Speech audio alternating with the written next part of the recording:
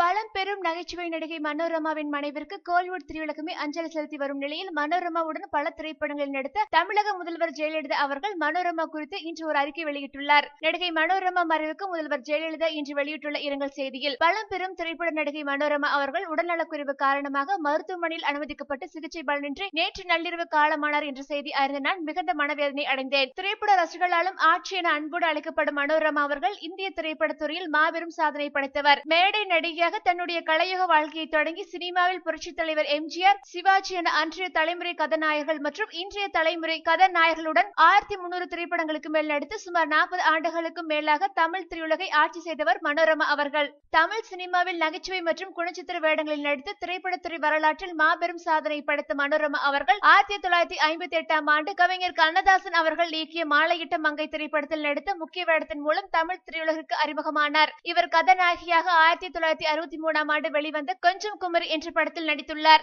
பொம்மலாட்டம், சூரியகாந்தி, பட்டிக்காடா பட்டணமா, கலாட்டா கல்யாணம், அன்பே வா, திலானா மோகனாம்பாள், சின்னத்தம்பி, உன்னால் முடியும் தம்பி, சம்சாரம் அது மின்சாரம், நடிகன் போன்ற எண்ணற்ற திரைப்படங்களில் இவரது நடிப்பு மிகவும் சிறப்பாக இருந்தது. பழகுவதற்கு மிகவும் இனிமையானவர் மனோரமா அவர்கள். புரட்சி தலைவர் எம்ஜிஆர் மற்றும் என்னுடன் பல படங்களில் நடித்துள்ளார். அவர் என்னுடன் நடித்து வெளிவந்த கந்தன் கருணை, கலாட்டா கல்யாணம் போன்ற படங்களில் அவருடன் நடித்த அனுபவங்கள் இன்றும் எனது நினைவில் பசுமையாக உள்ளது. என்னுடன் அவர் நடித்து அன்று வெளிவந்த பொம்மலாட்டம் திரைப்படத்தில் அவரது சொந்த குரலில் பாடிய வா வாத்தியாரே ஊட்டாண்டு என்ற பாடலும், சூரியகாந்தி படத்தில் அவர் பாடிய தெரியாத நோக்கு என்ற பாடலும் அன்று பட்டி தொட்டிகள் அனைத்திலும் பிரபலமானது ஆகும். இத்துடன் 300க்கும் மேற்பட்ட பாடல்களை அவர் பாடியுள்ளார். இவர் திரைப்படத்துறையில் 1000 திரைப்படங்களுக்கு மேல் நடித்ததற்காக கின்னஸ் உலக சாதனை புத்தகத்தில் இடம்பெற்றுள்ளார். கலைத்துறையில் இவர் ஆற்றிய ஈடு இணையற்ற பங்களிப்பிற்காக மத்திய அரசால் வழங்கப்படும் உயரிய விருதுகளில் ஒன்றான பத்மஸ்ரீ விருது, தேசிய விருது மற்றும் தமிழக அரசின் சார்பில் கலைமாமணி விருது என எண்ணற்ற விருதுகளை பெற்றவர்.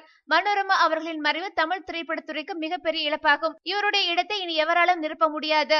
மனோரமா அவர்களை இழந்து வாடும் அவரது குடும்பத்தினருக்கும், ரசிகர்களுக்கும், திரைப்படத்துறையினருக்கும் எனது ஆழ்ந்த இரங்கலையும் அனுதாபங்களையும் தெரிவித்துக் கொள்வதுடன் அன்னாரது ஆன்மா இறைவனின் திருவடி நிழலில் இளைப்பாற எல்லாம் வல்ல இறைவனை பிரார்த்திக்கின்றேன் என்று கூறியுள்ளார். மேலும் சினிமா செய்திகளை உடனுக்குடன் தெரிந்து கொள்ள கீழே உள்ள சப்ஸ்கிரைப் பட்டனை அழுத்தவும்.